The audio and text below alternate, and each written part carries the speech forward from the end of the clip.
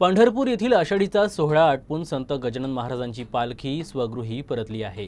तब्बल 1200 किलोमीटरचा पायी प्रवास करत 2 महिन्याच्या कालावधीनंतर गजानन महाराजांची पालखी शेगावात पोहोचली। पालखी शेगावात पोहोचताच पालखीचे संस्थानांकडून तसेच संत गजानन महाराज अभियांत्रिकी महाविद्यालयानं पालखीचं स्वागत केलं।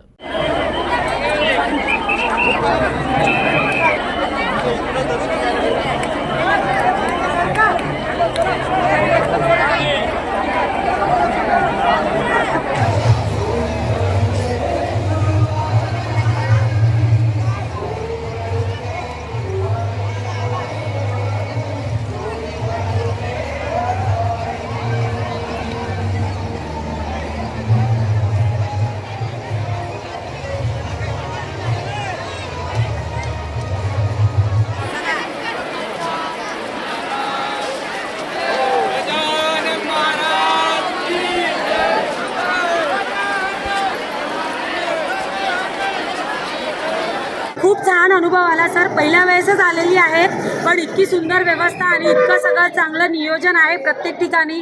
चहा पाणी नाश्ता, परत कोणाचे पाय दुखले, कोणाला कुठे लागलं वगैरे, तर याची पण सगळी खूप चांगली व्यवस्था आहे। प्रत्येक वेळेला इतके सगळे भक्तजन आलेले आहे। माझी अशी इच्छा आहे की याच्याही पेक्षा जास्त अजून भक्तजन यायला हवे। काय साकडं घालणार महाराजांच्या चरणी? काय साकडं घालणार महाराजांच्या चरणी? हे सगळं घालणार की शेतकऱ्यांना खूप जास्त सुख समृद्धी आणि त्यांना पाहिजे तसा धन मिळो, त्यांच्या याचा मोबदला त्यांना चांगला मिळो धान्याचा।